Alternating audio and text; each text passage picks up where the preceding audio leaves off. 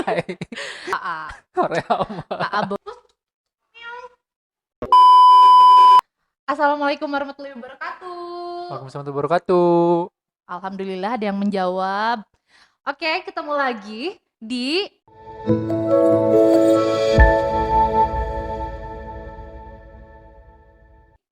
tahu nggak ini acara apa? Anda tahu nggak ini apa? Enggak. Enggak ya? Kasian banget. Jadi datang ke sini nggak tahu mau ngapain. Iya, enggak tahu mau ngapain. Oke, kita balik lagi di acaranya ngonci dong. Saya Tepuk suka ngunci. tangan, kek.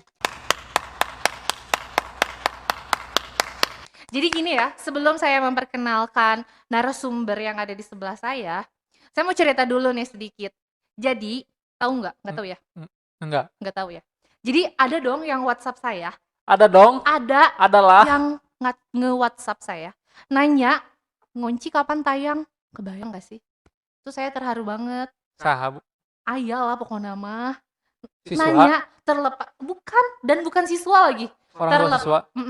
Terlepas Bapaknya Ariel. dari Bapaknya Ariel. bukan bapak tapi ayah Ariel. Ayahnya Ariel. Bukan. Terlepas dari dia basa-basi atau apapun itu ya, tapi kan berarti dia menunggu dong, ya nggak? Benar. Saya terharu.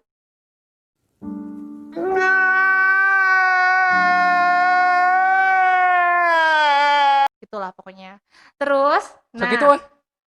eta teh carita anu luar biasa dong, Bu. Benar. Allah.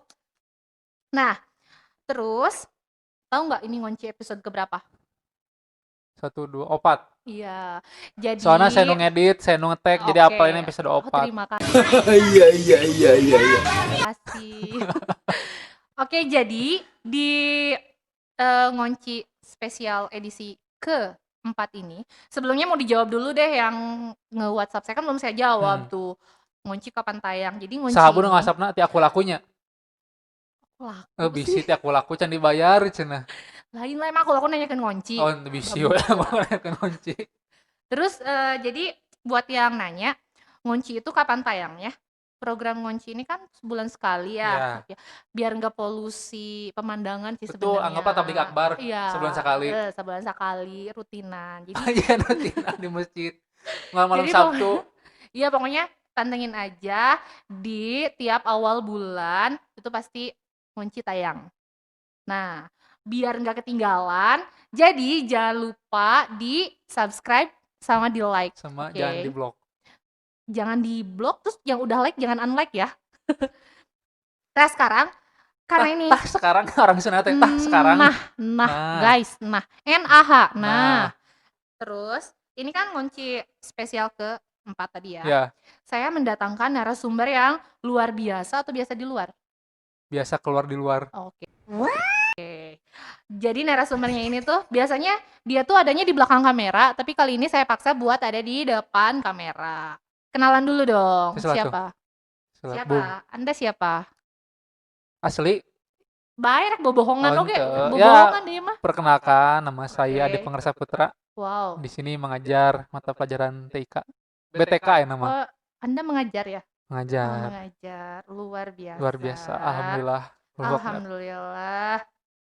Terus karena udah datang ke sini kan, jadi wayahna. Bukan isuk-isuk budi. Biasanya oke mondok kan ya. Mondok.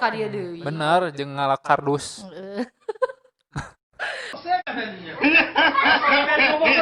Oke.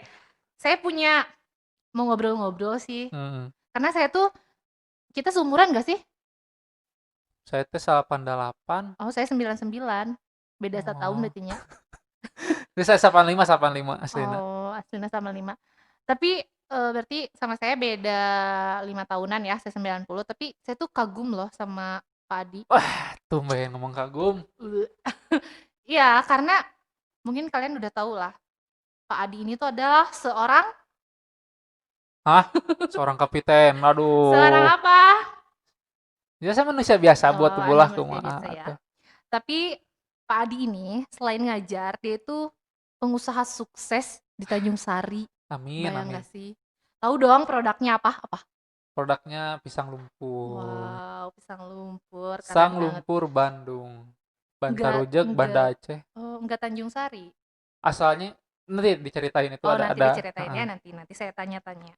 Terus sekarang kan ngajar jualan pisang lumpur lagi. jual. Juga Mm. ada kesibukan lain nggak?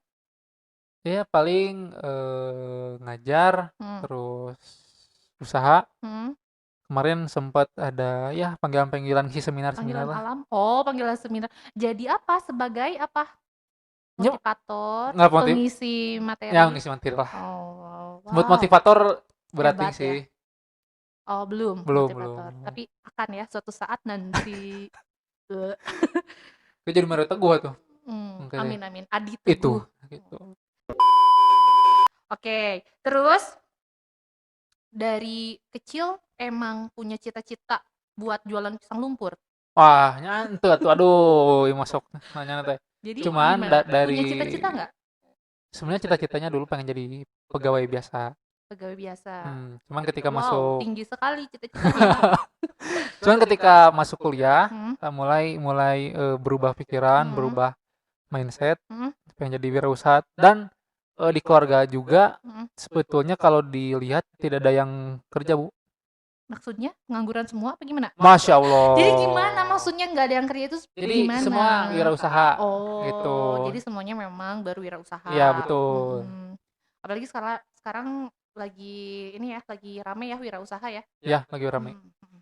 Jadi itu kalau rame itu nanti ada tantangannya, ada keuntungannya juga. Gitu. Wow. Terus kuliahnya katanya di yang jurusan wirausaha juga ya? Jurusan administrasi bisnis. Administrasi bisnis. Bisnis. Belajar apa aja? Ini belajar bisnis satu, Bu. Belajar bisnis. Semua aspek bisnis mulai dari Memang bercita-cita untuk masuk kuliah ke situ dari Iya. sejak SMA? Wow. Betul. Jadi Mantap. saya daftar ke Unpad, milihnya Adbis, terus tidak keterima, Oh, nggak lulus. nggak lulus. Sedih Banget. Jadi yang penting mah saya jurusannya. Jadi mau kuliah dimanapun asal jurusannya itu masuk. Alhamdulillah keterima di Unpas, Wow. jurusan Adbis. Tapi sesuai dengan panggilan hati ya? Sesuai dengan keinginan. Iya, alhamdulillah sesuai dengan keinginan ya. Keren sih. Terus Bapak kan selain berwirausaha tadi kuliahnya di bisnis. Berwirausaha Ya. nyambung tuh ya. Nyambung, alhamdulillah. Dan sekarang mengajar juga. Iya. Sempat kepikiran nggak saya mau ngajar atau sempat kepikiran nggak suatu saat nanti saya jadi guru? Tidak pernah terpikirkan sedikit pun untuk jadi guru nyambungnya. Cuman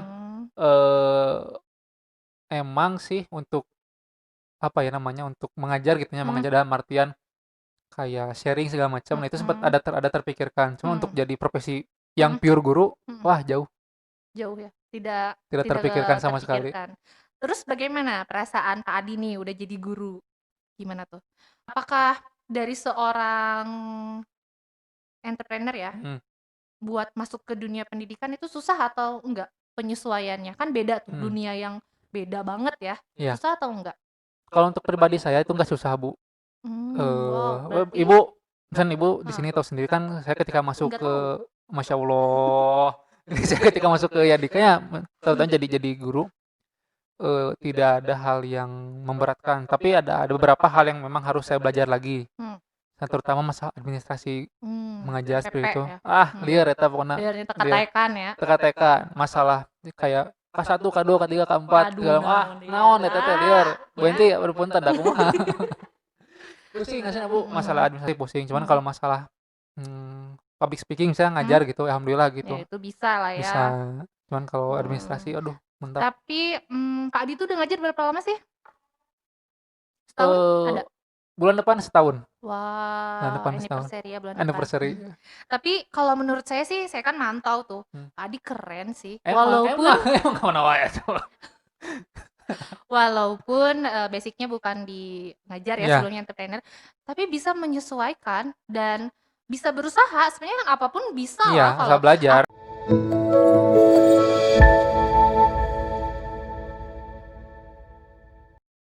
Terus balik lagi nih Pak ke tadi nih yang bikin saya lapar, pisang lumpur.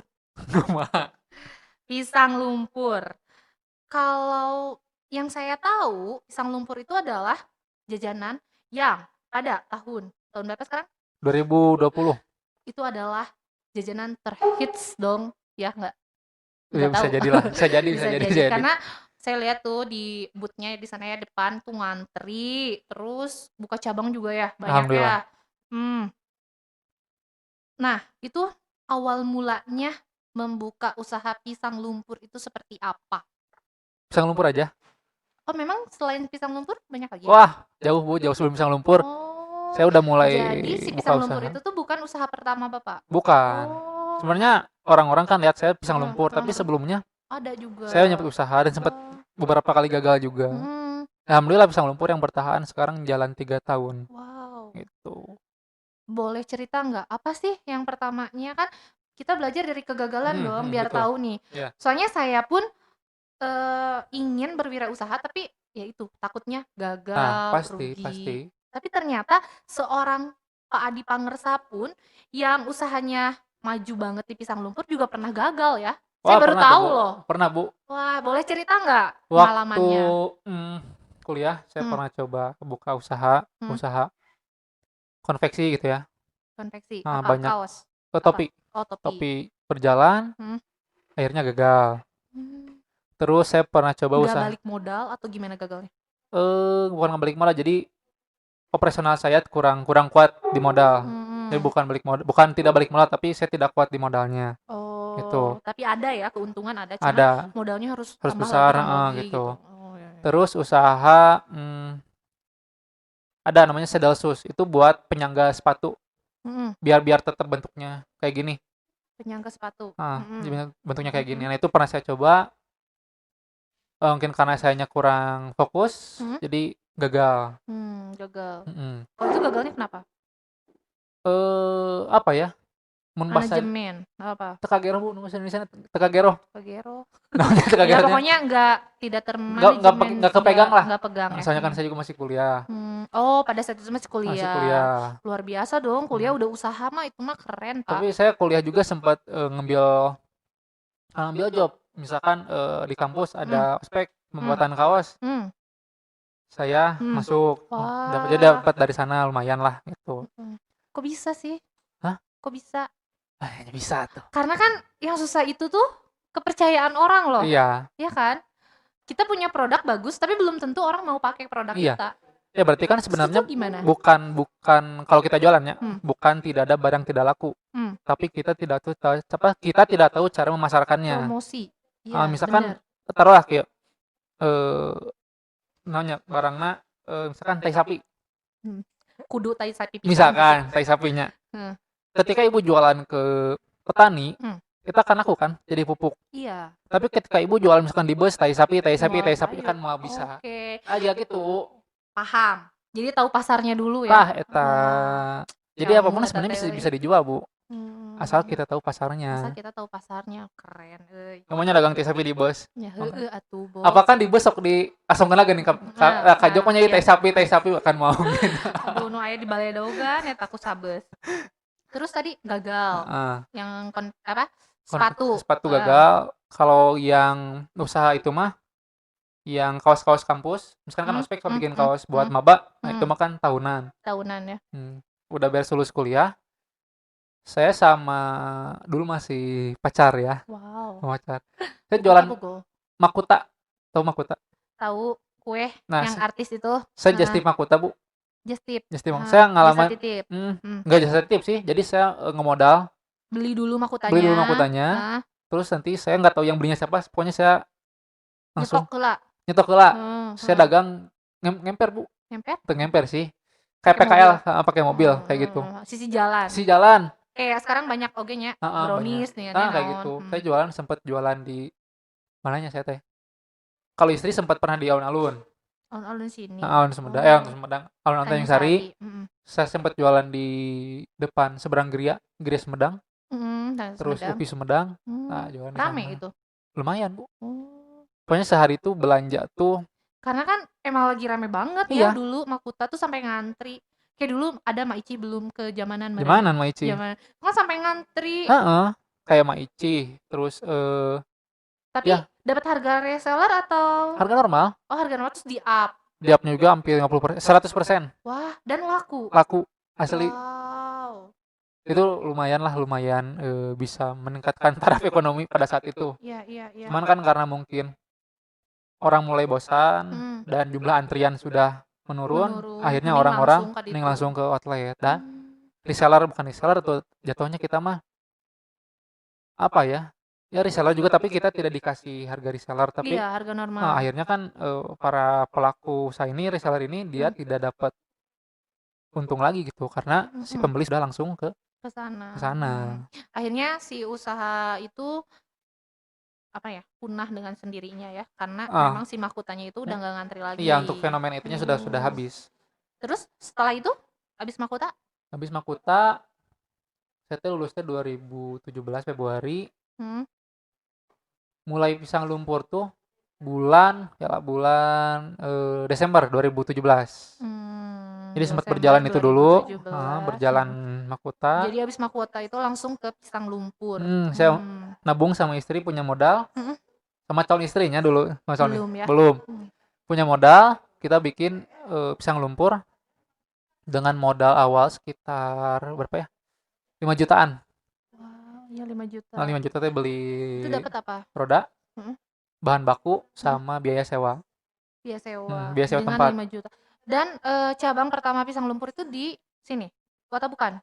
Asalnya di Alfa, yang sekarang mah tukang tareng, tukang jus. Oh, Nah, di situ. sempat di situ. Sempat di situ 3 Berapa bulan, lama? 3 bulan. Oh, 3 bulan di situ alhamdulillah respon dari konsumen bagus. Karena kan pada saat itu teh Bu ada momen banyaknya pengusaha pisang nugget. Di Bandung tuh banyak kan? iya, banana nugget kayak gitu-gitu ya. Di sini belum ada. Saya lihat peluang itu, saya buka sama istri. Jadi di situ idenya. Alhamdulillah gitu produknya diterima. Alhamdulillah sampai sekarang jalan dan berkembang. Alhamdulillah. Itu pesat sih, ya lumayan dah. Ya, grafiknya naik terus. Naik terus. Berapa cabang? Untuk saat ini ada 3 cabang. Wow. Tanjung Sari, Jatinangor, sama di Antapani. Oh, di Antapani juga. Di Antapani. Tapi untuk Antapani itu menggunakan konsep ghost resto, Bu. Oh. Jadi dia tidak ada langsung offline. Nggak ada offline. Jadi hanya mengandalkan Grab dan GoFood saja gitu. Tapi rame ya? Ya lumayan lah, ngeri ya. Terus agak sensitif nih. Omset per bulannya berapa tuh? Sebelum biar COVID. Memotivasi kan orang-orang. Sebelum COVID. Sebelum COVID. Oh, karena pas COVID ada pengaruh juga ya? Wah, jauh Bu. Nggak jauh sih, ya adalah signifikan pengaruh. Sebelum COVID untuk satu outlet saja alhamdulillah bisa sampai 30-an. Wow, per sebulan. Waduh, hebat. Alhamdulillah. Nah, untuk sekarang ya nggak nyampe segitulah. Ya, sekarang ada penurunan. Ada penurunan, tapi tidak signifikan. Ya, tapi untuk saat ini sudah mulai recovery, udah mulai naik lagi. Sedikit demi sedikit. Walaupun COVID, tapi kan yang online-nya jalan ya. Untuk online sama aja, Bu. Oh, sama aja. Kirain lebih rame di online-nya. Soalnya karena daya beli konsumennya turun, Bu. Daya belinya turun iya, karena kan ekonominya lagi lagi kacau. Ya, ada beberapa, mungkin di sini ada beberapa orang-orang yang dirumahkan sama perusahaannya. Dia kan nggak dapat income, otomatis jadi uangnya jajannya juga agak mengencangkan ikat pinggang. Lebih baik mungkin menurut mereka udahlah mending ke bahan pokok aja gitu. Ke makanan pokok ya, nasi, beras gitu ya. Beling. Keren banget nih Pak Adi. Ilmu loh ini. Ini tuh ditontonnya nanti sama anak-anaknya Dika, siapa tahu menginspirasi. Betul. Iya. Harus menginspirasi. Apalagi dia Dika sendiri itu kan ada program serba bisa. Bisa non, Bu? Bisa apa coba? Bisa kuliah. Bisa bekerja. Dan ini yang terakhir, bisa berwirausaha. Ini tuh cocok banget buat kalian. Jadi yang saya ambil dari yang barusan ya, jangan pernah takut gagal, karena mau sukses itu ya gagal. Belajarnya tuh dari gagal itu ya. Tapi yang harus digarisbawahi, Bu, untuk banyak kuat-kuat gitunya di luaran sana. Kalau usaha tuh harus jalan misalkannya harus jangan mikir-mikir, sebenarnya itu salah. Kita sebenarnya harus mikir dulu, harus analisa dulu. Oh, jadi entong berebet tapi kudu dipikirkan heula resikona naon. Iya, kan nanti kalau saya di kuliah ya, nanti ada mata kuliah manajemen resiko. Itu gimana caranya kita menekan resiko sesedikit mungkin, sekecil mungkin. Resiko kerugiannya. Iya, betul. Jadi kan kita mau buka usaha nih, kita punya modal taruhlah 10 juta. kita tuh harus bisa me-manage semuanya dulu. Misalkan ini prioritasnya untuk apa? Apakah untuk produksinya, pemasarannya, dan sampai kita udah spend modal banyak, akhirnya kan tidak jalan, malah jadi rugi. Iya, modalnya Sebenarnya nggak balik, untungnya boro-boro ya. nah itu sebenarnya yang boleh mikir, misalnya boleh mikir, cuma jangan terlalu lama Bu. Itu tapi tetap dipikirkan, manajemen resikonya harus dipertimbangkan, harus ya resiko galanya sekecil mungkin lah. Tong sampai misalkan da cek kuat ge cenah, usaha mah kudu kumangke. Lu penting maju heula nih kan cenanya. Tapi kan kalau ilmunya tidak ada, mau gimana tuh? Tetep nothing ya. Ya kayak gini lah contoh di masyarakatnya. Kan ada satu saudagar. Dia punya 4 turunannya. Kan anaknya, bapaknya si saudagar itu, anaknya, kan cucunya jadi cucu buyut, cicit, misalkannya. Dari ketiga ini, dia tidak punya ilmu tentang manajemen bisnisnya. Nggak punya ilmu bisnis. Tapi saudagar ini punya, kaya misalkannya. Ketika taruh ke anaknya, diwariskan, dia tidak bisa mengatur usahanya. Banyak kacaritakeun kan? Loba. Misalkan asalnya baheulana padahal beunghar, tapi enak budakna rusak ku budakna, karena dia tidak tahu bagaimana karena dia tidak tahu ilmunya. Nah, gitu Bu. Sebenarnya jangan hajar-hajar, tapi harus dipikirkan, cuma jangan terlalu lama. Tapi jangan terlalu lama, nanti kesempatannya diambil sama orang. Eta benar momen-momen. Wow.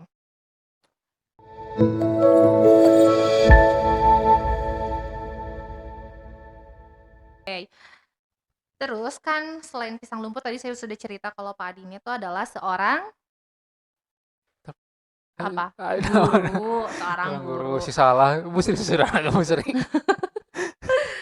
Terus menurut Bapak nih, kalau tadi udah cerita tentang kewirausahaannya, sekarang ke pendidikannya nih Pak. Kondisi pendidikan saat ini tuh menurut Bapak kayak gimana sih Pak? Dari kacamata seorang Adi Pangersa Putra, bagaimana? Nah, kalau untuk saya, pasti saya gitu ya, yang background-nya entrepreneur dengan Bapak Ibu semua yang background-nya pendidikan, pasti kita memiliki perbedaan sudut pandang gitu ya. Ketika Ibu sering kan ngomong ke saya, Pak Adi, kan saya sok sakleknya misalnya absen, mun teu hadir, mun teu ngerjakeun misalkan geus nol misalkan ya. Idealis lah. Nah, karena kalau misalkan di usaha ya, saya sebagai pemilik gitu ya, lihat bawahan atau lihat staff saya tidak baik atunya, naon kata-katana apa dong?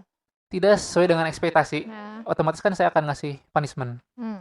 Tujuannya untuk apa tuh? Tujuannya untuk dianya efek jerah. Terus dianya juga mikir harus seperti apa. Nah, juga ke siswa sama seperti itu.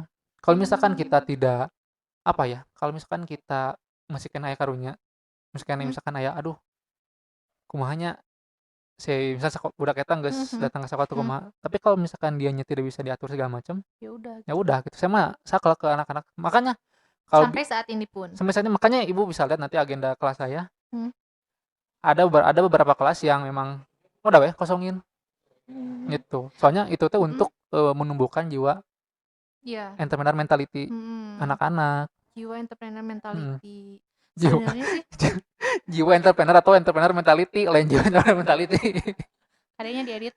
Terusnya Bob, Terus jadi tapi sih kalau menurut saya bagus sih, karena kan ketika siswa kita lulus terus dia kuliah dan dia masuk ke dunia pekerjaan, memang akan seperti itu kan pada akhirnya. Pasti. Jadi kalau metode mengajar Pak Adi itu memang menerapkan menerapkan dia nanti di lapangan pekerjaan itu udah diterapkan dari pas SMA gitu, sudah dibiasakan lah ya. Betul. Makanya saya ketika sekarang anak-anak yang mengerjakan tugas, alhamdulillah nilainya 90, 87, tapi anak-anak komplain nggak dengan sikap Bapak seperti itu? Kalau menurut kaget nggak? Pasti. Soalnya kan ketika Ibu tahu lah, ketika saya anak-anak juga tahu kalau saya absen suruh selfie kan. Itu saya pengen tahu dia kalau tuh. nggak selfie nggak dianggap Iya, hadir. udah. Meskipun dia misalkan ngejawab di kelas, ngejawab di grup misalkan ya. Walaupun dia respon gitu ya. Tidak menghadirkan mereka, yang nggak ditulis hadir gitu. Karena ada beberapa kasus ketika absen doang, ketika saya tiba-tiba di tengah pelajaran saya minta selfie, ya dia nggak bisa apa-apa karena dia sedang ada kegiatan di luar. Kan harusnya kan kita belajar. Ya bukan masalah, bukan berarti BDR tuh dia bisa belajar di mana saja gitu kan. Dia harus stay di rumah belajar. Disiplin lah ya. Disiplin. Wow, wow, wow, wow, wow. Berarti keren lah Pak Adi. 4 jempol. Terus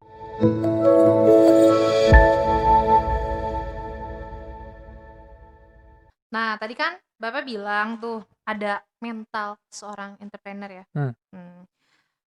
Terus selain itu juga kan Bapak di sini profesinya sebagai pendidik. Iya. Bagaimana sih menyikapi pendidikan saat ini khususnya untuk mengembangkan si mental entrepreneur tadi? Iya. Kira-kira menurut Bapak bagaimana? Iya, kita harus bersinergi ya antara misalkan antara kita dari kepala sekolah, terus guru dan siswanya harus bersinergi. Batuk wajib Asli atuh. Misalkan ketika kita punya tujuan pengen membangun habit baru ya, misalkan entrepreneur mentality, kita pengen membangun mental wirausaha bagi para siswa. Otomatis sebelum ke sana kita harus tahu dulu nih ciri-ciri seseorang memiliki mental wirausaha. Iya. Apa aja Yang tuh? pertama ada disiplin, Oke, disiplin. terus punya integritas, bukan manajemen risiko, berani mengambil risiko, terus kreatif, inovatif, apalagi ya? Tanggung jawab dan lain sebagainya kan banyak. Banyak ya dan positif semua ya. Positif semua. Contohnya seperti ini, ketika saya di kelas yang tadi saya sudah bilang, ketika anak tidak bisa mengikuti pembelajaran, misalnya tidak disiplin ya, saya sudah kasih aturan bahwa bukan berarti saya otoriter ya. Saya sudah kasih aturan bahwa untuk pembelajaran kali ini, untuk absennya dilakukan dengan metode selfie. Nah, setiap pertemuan itu metodenya beda-beda. Jadi anak-anak tidak bisa pakai yang stok foto yang ada gitu. Tetap ada apa ya? Ada tiap minggunya tetap ada perbedaan metode gitu untuk selfie-nya. Nah, itu untuk menumbuhkan jiwa disiplin siswa. Tanggung jawabnya sama. Ketika dia tidak bisa mengerjakan soal atau tidak bisa mengerjakan tugas, ya saya kasih nilai seadanya. Kalau misalkan dia tidak masuk tugas, ya saya kasih 0. Gitu. Berarti nggak bagus dong ya, Bapak tuh pakai cara halus ya. Jadi nggak harus disiplin, harus ini. Kalau itu kan nggak nempel kan anak-anak, tapi lebih ke langsung kayak selfie ya udah nggak dapat. Tapi saya nggak gitu. pernah, anak-anak nggak pernah marah. Oh iya. Nggak pernah misalkan kamu kudu selfie, enggak. Ya udah, saya nanti aja dilihat nanti di hasil akhir evaluasi seperti apa. Jadi kelihatannya dari situ. Ya udah, jadi kalau bagi rapotnya per tengah semester. Di tengah semester anak evaluasi diri sendiri. Oh, misalnya saya ini nilainya kosong saya saya di sini kurangnya. Tapi kita juga harus punya datanya juga, Bu. Nanti ketika siswa misalkan, pada saya ngerjain.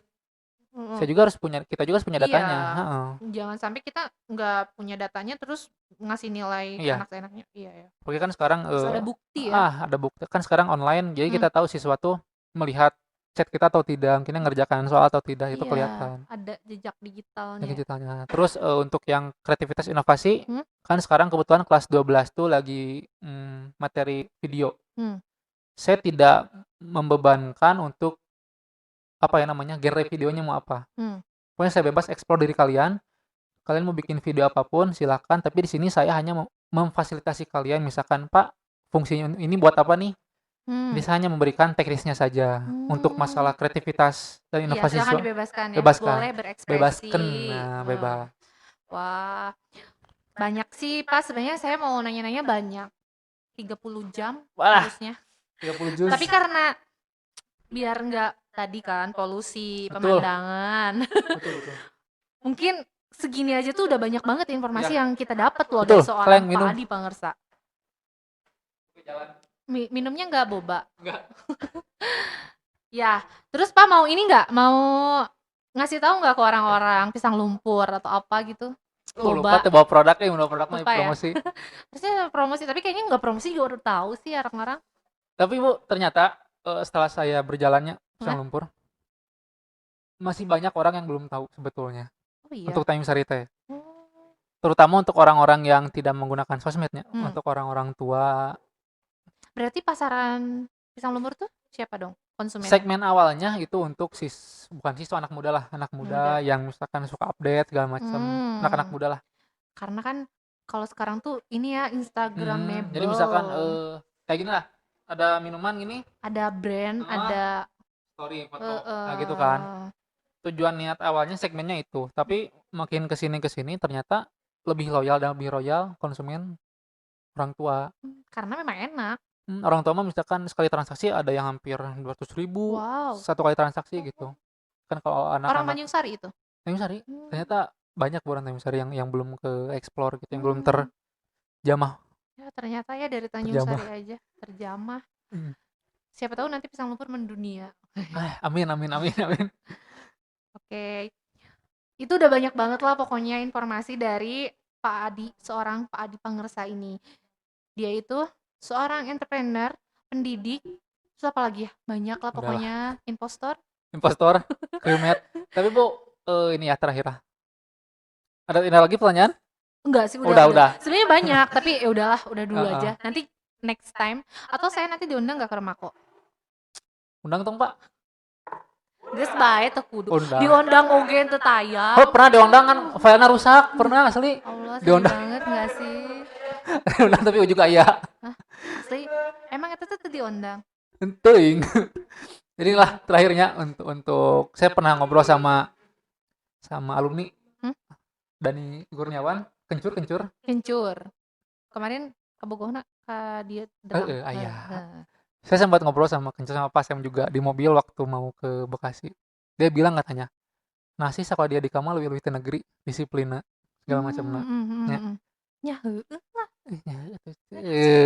Tapi saya teh jawab respon kencur. Cur, saya teh ada kalau nanti di luaran sana, ini akan lebih dari ini, Cur. Iya, dunia itu kejam. Kejam misalkan kita siswanya hanya terbentur oleh hukum sekolah, aturan sekolah. Tapi nanti ketika kamu Hukum masyarakat, kan hukum sosial. waduh, Hukum non sih. Hukum alam, hukum pidana, hukum perdata segala macam lebih parah, ya. Iya. Jadi saya ngasih tahu ke dia bahwa sekolah itu miniatur kehidupannya dia. Jadi ketika dia ada masalah, mungkin ada melanggar ya, terutama pelanggaran, nanti dia akan dapat punishment. Tapi kalau misalkan dia berprestasi, dia akan dapat reward dalam bentuk mungkin ada nilai, mungkin ada materi dari sekolah, kan gitu. Terus untuk anak-anak semua, untuk teman-teman semua, memiliki jiwa entrepreneur tuh bisa dipakai di mana saja, gitu Bu. Iya, karena kan tadi 10-nya tuh positif semua. Saya lihat, wah ini mah jadi guru oke, jadi apapun bisa Iya. kayaknya kalau udah itu mah udah jadi manusia paling sempurna kayaknya kalau udah Yang dapat toge jiwa. sih. Jadi grade-nya ya Tuhan, ya Rasul, Ya, nyawa tapi kan paling sempurna. Manusia. Kalau Tuhan manusia, bukan Ya, kan? kan jadi grade kesempurnaan gitu. Ya pokoknya kalau misalnya udah dapat mental entrepreneur tadi, udahlah pokoknya itu mah. Jadi mau kerja melangkah kemanapun ringan. Aslina mau lebah ngeluh Bu. Misalkan ketika kita kerja di kantor ya, kerja di perusahaan, ada pressure banyak, tapi kita punya jiwa itu nyantai, ya udah nyantai. Ya emang kuduna gitu kan. Iya. Mun ditita-tita kudu jadi bos aslina. Iya, 2 pilihan ya. Gitu. Oke. Sip. Terima kasih banyak loh. Sip, Bung lah tuh, Bung. Makasih ya udah datang ke Ngonci. Jangan lupa buat di like sama di apa? Nginum ditanya sama dia apa? Terus kata naon nih nginum. Jadi apa? Di apa? Di like sama di apa? Di like, jangan lupa like, comment, and subscribe. Sampai ketemu lagi tombol merah. Tombol merah. Dan sampai jumpa lagi di Ngonci episode ke-5. Kayaknya mau ngundang impostor satu lagi deh. Cina, saya ngundang Nadiem Makarim. Mau Asdun. Nadim, cappuccino buatanmu. Oke, terima kasih. Tapi Nadim ternyata dia lulusan administrasi bisnis tahu? Iya tahu. Makanya dia nggak linear kan? Iya. Terus naon? Makanya kenapa dia sebagai kita yang tidak linear apa? Tentunya. Orang mah linear, maaf. Kan ya, cuma nu diajak ngobrol sih orang mah. Bener. Tapi maksudnya Nadim karena dia mungkin dia punya startupnya dulu Gojek. Akhirnya kan administrasi pengajaran kan lebih singkat kan, birokrasinya lebih tidak berit-berit. Iya sih. Meskipun harus ada penyesuaian, ada yang pro, ada yang kontra. Tapi ya positifnya itulah. Iya, karena kan saya tidak tahu lama yang di RPP yang tebal itu kan, saya mah. Karena zaman sekarang ya tahunya. Sama zaman apa Jadi nggak tahu yang sebelumnya kayak apa. Gitu. Oke. Udah sih, tutup. Bener, tutup atuh. Oke, terima kasih. Tadi jangan lupa di like ya. Sampai jumpa lagi di Ngonci episode ke-5. Oke, dadah. Assalamualaikum. Terima kasih. Waalaikumsalam, terima kasih.